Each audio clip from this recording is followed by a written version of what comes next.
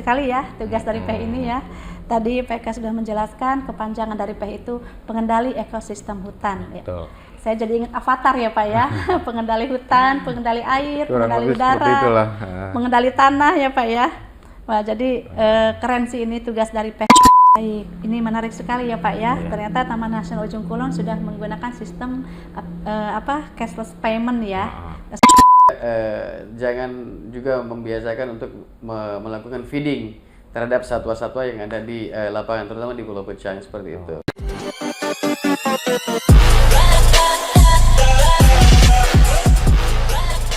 Halo Sobat Bacusa, kembali lagi bersama saya Irma Sugiyatin dalam podcast Bacusa Balai Taman Nasional Ujung Kulon. Tempat kita membahas isu-isu penting dan menarik. Nah, dalam kesempatan podcast kali ini kita akan membahas tentang kunjungan wisata ke Taman Nasional Ujung Kulon. Bagaimana sih agar kita lebih mudah untuk bisa berkunjung ke kawasan konservasi ini? Langsung saja bersama saya saat ini sudah ada narasumber yang sudah mumpuni. Bersama saya sudah ada Bapak Eka Yanwar Pribadi Eshut. Beliau selaku PEH Ahli Madya sekaligus Koordinator PEH di Taman Nasional Ujung Kulon. Baik, selamat datang Pak Eka, apa kabarnya? Alhamdulillah baik Bu Irma. Saya panggil Bu Irma apa Teh Irma nih? Oh, Teh aja Pak, nggak apa-apa. Okay, Teh Irma saja tidak apa-apa Pak. Alhamdulillah baik. Baik, alhamdulillah ya Pak, kabar baik. Terima kasih Pak sudah meluangkan waktu untuk bisa bergabung dalam podcast Bacusa Balai Taman Nasional Ujung Kulon. Mungkin sebelum kita masuk ke topik utama nih Pak, Bapak bisa menceritakan tentang pribadi Bapak sendiri, memperkenalkan kepada Sobat Bacusa dan sedikit bercerita tentang apa sih PEH itu. Silakan Pak Eka. Terima kasih atas kesempatan yang disampaikan Teh Irma. Ya. Baik, tadi sudah disampaikan ya, nama saya Eka Yanwar Pribadi. Saya sebagai fungsional pengendali ekosistem hutan PEH. Nah, PEH itu singkatan dari pengendali ekosistem hutan. Jadi PEH ini merupakan jabatan fungsional binaan Kementerian Kehutanan. Jadi kalau di UPT atau unit pelaksana teknis lingkup KSDAE itu jabatan fungsional tertentu ini di bawah garis koordinasinya langsung di bawah kepala balai. Jadi itu. Kemudian adapun tugas dan fungsi dari PEH tersebut itu telah dituangkan dalam peraturan Menpan RB ya tahun 2020 nomor 74. Di antaranya meliputi persiapan, kemudian pelaksanaan, pengembangan, kemudian monitoring dan evaluasi kegiatan PEH itu sendiri.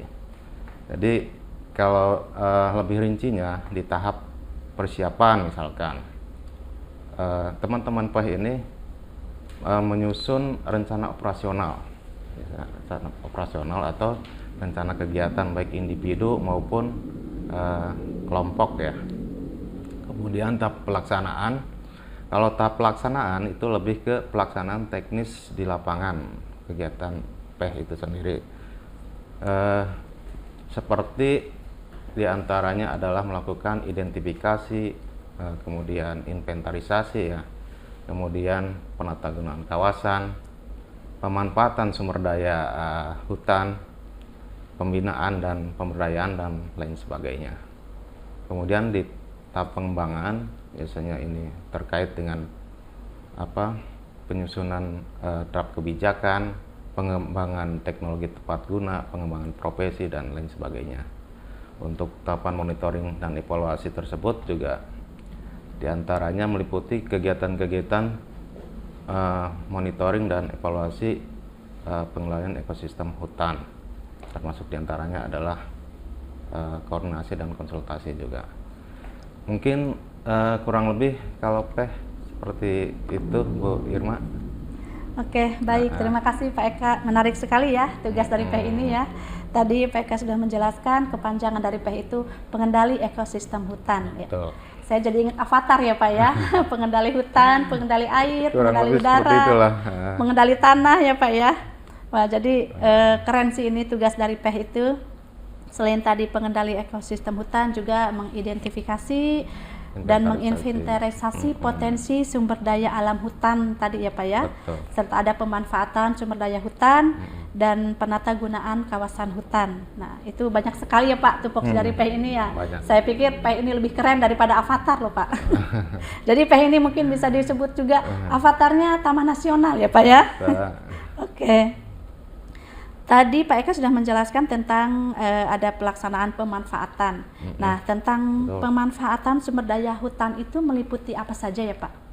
Oh, kalau pemanfaatan sumber daya hutan ya, terkait itu di kita di Taman Nasional Ujung Kulon ada beberapa jenis pemanfaatan ya. Di antaranya adalah pemanfaatan sumber daya air tuh ya. Ada pemanfaatan di bidang ODTWA, termasuk diantaranya jasa wisata ya. Kemudian pemanfaatan di bidang perizinan berusaha, pengusahaan sarana wisata alam, itu berkaitan dengan investor biasanya untuk memanfaatkan ruang di dalam Taman Nasional. Oke, baik. Tadi ada mengurus perizinan juga ya Pak ya. Jadi meliputi perizinan juga. Nah, yang menarik nih, kita kan membahas tentang wisata Ujung Kulon nih Pak ya.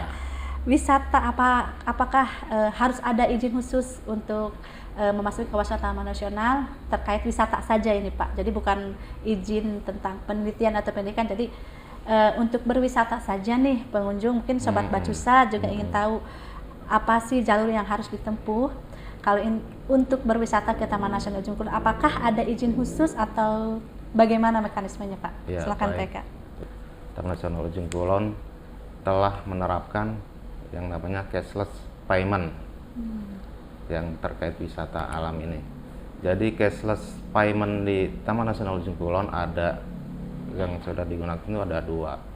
Yang pertama melalui QRIS dan yang kedua adalah melalui aplikasi yang namanya aplikasi Bintang Kulon atau aplikasi booking online Taman Nasional Ujung Kulon.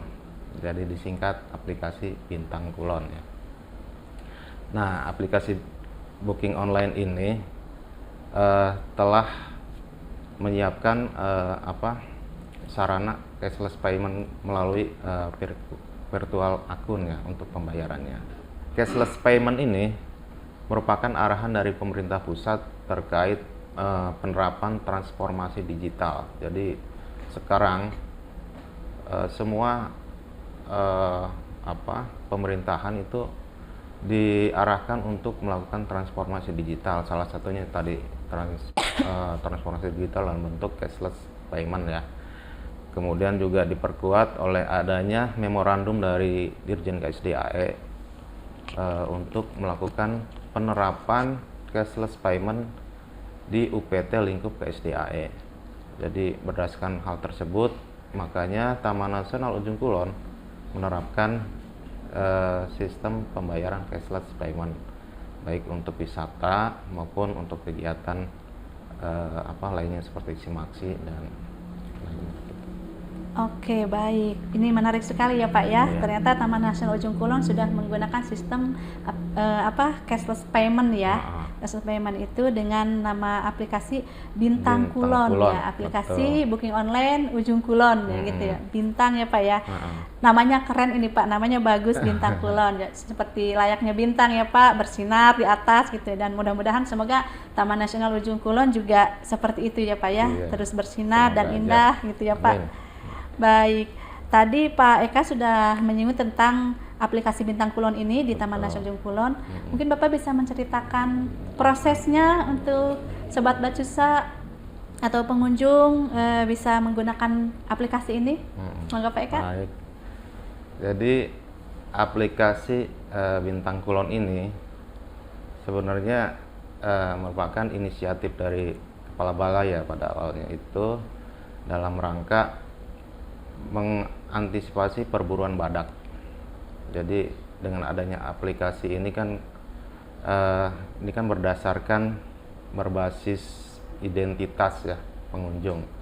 Jadi misalkan ada DPO yang masuk ke dalam kawasan itu bisa melalui rekapitulasi datanya bisa kita kita bisa cegah gitu untuk masuk ke dalam kawasan. Booking online, Taman Nasional Ujung Kulon. Klik registrasi. Input data registrasi.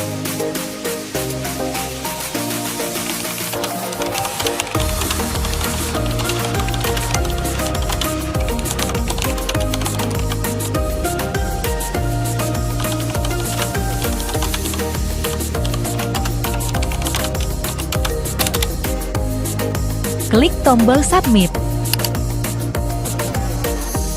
Registrasi berhasil. Silakan menunggu konfirmasi dari kami. Hai Sobat Bacusa, selamat verifikasi akun kamu diterima. Silakan login menggunakan username dan password yang terdaftar.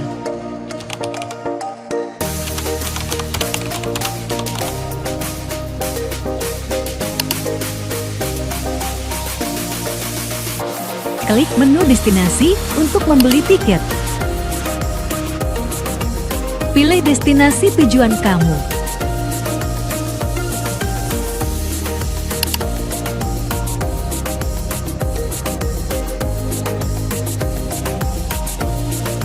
Klik tanggal check-in.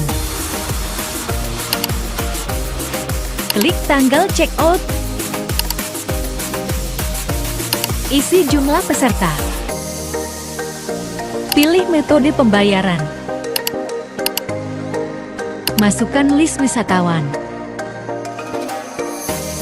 Klik bayar. Selesaikan pembayaran kamu.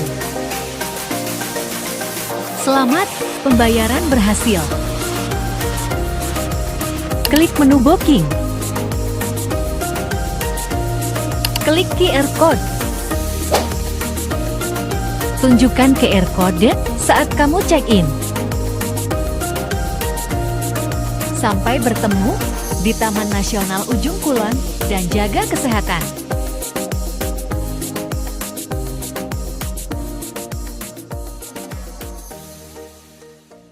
Seperti itu videonya. Jadi di situ ada menu destinasi ya, destinasi teman-teman bisa memilih destinasi yang ada di situ. Di situ ada namanya wisata di kepulauan, kemudian ada juga wisata religi ya, kemudian ada juga wisata minat khusus seperti ke Curug ataupun ke Gua gitu ya. Nah tinggal menyesuaikan pengen mau berwisata kemana, tinggal pilih sesuai dengan destinasi yang diinginkan. Kemudian selain itu juga untuk pembayarannya tadi saya sudah sampaikan, kita bisa melakukan pembayaran melalui virtual account ya. Apabila sudah misalkan memilih destinasi wisata, akan muncul barcode dan juga nomor virtual account yang bisa untuk dilakukan pembayaran. Mungkin seperti itu. Oke, baik Sobat Bacusa, itu tadi video demo yang tadi itu Pak, bisa dilihat di mana untuk teman-teman Sobat Bacusa? Video tersebut bisa dilihat di website resminya Taman Nasional Ujung Kulon ya. Ada beberapa fitur di aplikasi booking online Taman Nasional Ujung Kulon.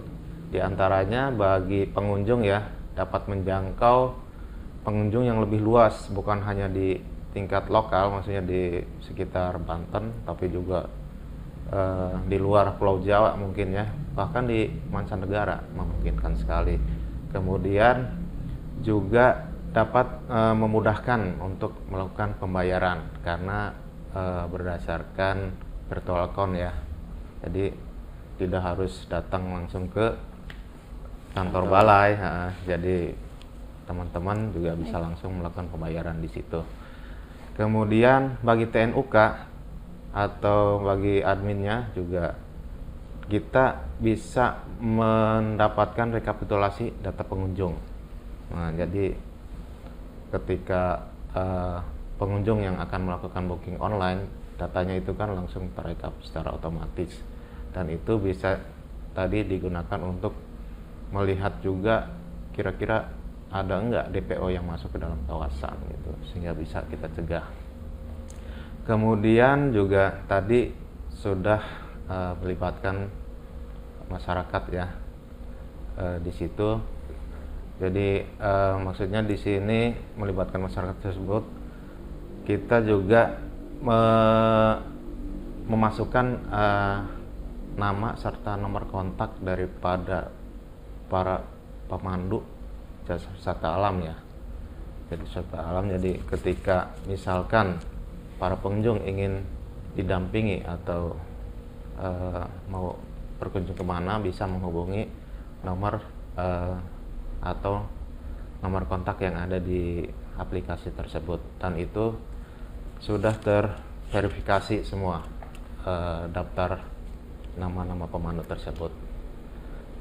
Mungkin seperti itu tambahan terkait fitur-fitur di aplikasi booking online Taman Nasional Ujung Kulon. Itu tadi penjelasan dari Pak Eka. Tadi juga kita sudah melihat demo video tentang bagaimana menggunakan aplikasi booking online melalui virtual account, dan juga tadi Pak Eka sudah menyampaikan bisa melalui QRIS ya Pak Eka ya, cashless payment. Jadi TNUK Ujung Kulon berusaha untuk lebih memudahkan kepada pengunjung dalam melakukan transaksi administrasi untuk masuk ke kawasan Taman Nasional Ujung Kulon. Dan ini juga sudah sesuai dengan arahan dari pemerintah pusat ya Pak Eka. Jadi sudah melakukan transformasi digital, dan adanya juga memorandum dari Dirjen KSDAE untuk terkait penerapan cashless payment di setiap UPT KSDAE. Oke, berarti sudah tidak ada lagi pembayaran tunai ya Pak ya? Iya, kita semuanya diarahkan ke cashless payment. Oke, semua. baik. Nah itu tadi Sobat Bacusa, kalau untuk mau masuk ke kawasan Taman Ujung Kulon, berwisata, Sobat Bacusa sekarang sudah harus menggunakan aplikasi Bintang Kulon, bisa melalui booking online atau bisa melakukan pembayaran melalui QRIS ya. QRIS nanti Sobat Bacusa lebih mudah untuk bisa masuk mengunjungi kawasan Taman Nasional Ujung Kulon. Oke, yang tadi aplikasi ini lebih memudahkan tentunya ya, untuk memudahkan para pengunjung atau tour guide yang sering membawa wisatawan ke Taman Nasional Ujung Kulon. Oke Sobat Bacusa, tadi Pak Eka sudah bercerita nih panjang lebar tentang perizinan wisata Taman Nasional Ujung Kulon dan tentang cashless payment aplikasi Bintang Kulon ini. Nah, rasanya ada yang kurang kalau kita belum mendengar testimoni dari pengunjung. Nah, kita juga perlu ya Sobat Bacusa mendengar testimoni pengunjung yang sudah menggunakan aplikasi booking online ini. Nah, bersama saya saat ini sudah ada narasumber lain, narasumber dari pengunjung, bisa disebut juga beliau merupakan tour guide yang sudah sangat sering memasuki kawasan Taman Ujung Kulon, membawa tamu lokal maupun mancanegara. Nah, mungkin langsung saja bersama saya saat ini sudah ada Pak Tommy Samba. Selamat datang Pak Tommy, apa kabarnya? Alhamdulillah baik, terima kasih. Baik, alhamdulillah. Apa kabar Ibu? Ya baik, alhamdulillah Pak Tommy. Terima kasih banyak Pak sudah datang dan bergabung dalam podcast Bacusa, membahas tentang tadi cashless payment yang sudah diterapkan oleh Taman Nasional Ujung Kulon. Dan Pak Tommy sebagai pengunjung atau tour guide yang sering mengunjungi Taman Ujung Kulon, mungkin sudah beberapa kali terakhir ini sudah menggunakan aplikasi booking online ini ya Pak ya, melalui QRIS atau langsung menggunakan virtual account. Nah, sebelum saya bertanya ke Pak Tommy tentang pengalaman Pak Tommy menggunakan aplikasi ini, mungkin Pak Tommy bisa menjelaskan kepada Sobat Bacusa, memperkenalkan diri. Pak Tommy ini siapa dan seperti apa gitu ya Sobat Bacusa. Mangga silakan Pak Tommy. Halo Sobat Bacusa, izin memperkenalkan, nama saya Tommy Sama Pratama dan saya lokal tour guide di Taman Nasional Ujung Kulon, spesial untuk wildlife ya, satwa liar. Dan saya sudah memandu di Taman Nasional Ujung Kulon itu dari tahun 2000, sudah lama sekali. Dan alhamdulillah sekarang di Taman Nasional Ujung Kulon sudah menerapkan terkait pembayaran yang secara cashless payment, dan itu kalau menurut saya itu lebih mudah, lebih totalitas mudah gitu kan. Dan juga saya juga sarankan buat traveler yang akan berkunjung ke Taman Nasional Ujung Kulon bisa melakukan pembayarannya di tempat atau on the spot, itu dengan menggunakan secara QRIS atau cashless payment seperti itu. Iya, baik. Wah, jadi ini lebih mudah ya Pak Tommy ya menggunakan. Kalau menurut saya itu lebih mudah sekali gitu kan. Iya, baik. Alhamdulillah ya Pak ya. Jadi terkait itu tadi Pak Tommy untuk transaksi administrasinya itu selain lebih mudah, Pak Tommy kan ini sebagai tour guide ya, sebagai pengunjung, tour guide juga selalu dan sering membawa tamu mancanegara ya Pak Tommy. Lokal juga tidak ketinggalan ya, sering Pak Tommy untuk masuk ke kawasan. Nah, kita juga ingin tahu nih, mungkin Sobat Bacusa di rumah, Sobat Bacusa dimanapun berada, ingin tahu nih tips dan trik apa sih yang harus disiapkan ketika kita mau memasuki kawasan konservasi, maupun mau berwisata ataupun mau penelitian atau apapun. Intinya kita tuh harus mempersiapkan apa dulu nih Pak? Gitu. Buat para traveler atau Sobat Bacusa yang akan berkunjung ke kawasan Taman Nasional Ujung Kulon, jangan lupa untuk mempersiapkan budgeting di dalam internet banking lah, artinya kan karena untuk memudahkan gitu ya. Betul. Karena kita untuk melakukan pembayaran secara cashless payment gitu kan, tidak ada bawa cash seperti itu ya, lebih harus dicukupkan di dalam rekening seperti itu kan, agar kita bisa melakukan kegiatan pembayarannya di spot ya, seperti itu. Nah kemudian juga buat Sobat Bacusa dan juga para traveler yang akan berkunjung ke Taman Nasional Ujung Kulon, kita juga harus bisa menjaga kawasan untuk melestarikan. Mohon jangan membuang sampah sembarangan kayak gitu, kita juga harus care, peduli gitu ya. Juga jangan juga membiasakan untuk melakukan feeding terhadap satwa-satwa yang ada di lapangan, terutama di Pulau Pecang seperti itu. Mohon jangan membiasakan untuk memberikan makanan terhadap satwa liar seperti itu. Iya, baik. Wah, Sobat Bacusa itu tadi tips dari Pak Tommy ya, agar untuk masuk ke kawasan Taman Nasional ini agar tetap tertib. Mungkin ya tadi Pak Tommy itu betul sekali teman-teman atau Sobat Bacusa, kita yang utama itu mungkin tadi budgeting tadi ya, kita harus punya budget kalau untuk berwisata, untuk traveler. Nah, terus itu tadi kalau untuk memasuki kawasan konservasi kita tidak boleh melakukan feeding atau memberi makan kepada satwa-satwa di sana, apalagi membuang sampah sembarangan, itu akan merusak ekosistem lingkungan ya Sobat Bacusa. Oke, itu tadi sudah ada beberapa informasi dari Pak Eka sebagai narasumber dan Pak Tommy sebagai pengunjung. Baik Sobat Bacusa, kita ucapkan terima kasih banyak nih untuk Pak Eka Yanwar, Pak Tommy sudah datang, dan saya kasih pertanyaan nih untuk Sobat Bacusa semua di sana. Informasi yang disampaikan oleh Pak Eka dan Pak Tommy sangat informatif ya. Semoga dengan adanya cashless payment aplikasi Bintang Kulon ini lebih memudahkan bagi pengunjung dan untuk menyelesaikan administrasi, dan mungkin untuk Balai Taman Nasional Ujung Kulon sendiri itu lebih efektif dan efisien dalam menghimpun data pengunjung ya, untuk menghimpun data pengunjung baik dari kunjungan wisata, penelitian, ekspedisi dan pendidikan konservasi. Oke, baik Sobat Bacusa, itu tadi informasinya buat kalian para wisatawan. Mulai sekarang Jangan lupa untuk terus menggunakan aplikasi Bintang Kulon untuk masuk ke kawasan konservasi Balai Taman Nasional Ujung Kulon. Terima kasih Pak Eka, Pak Tommy untuk waktunya. Sama-sama. Jangan lupa juga untuk terus mendukung podcast Bacusa Balai Taman Nasional Ujung Kulon. Dan jangan lupa untuk like, comment, share, and subscribe kepada teman-teman kalian. Dan sampai jumpa di episode berikutnya. Tetap semangat, peduli pada lingkungan, dan teruslah menjadi bagian dari perubahan positif.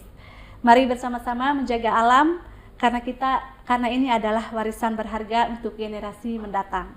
Jaga alamnya, jaga konservasinya, dan nikmati keindahannya. Salam lestari, salam konservasi.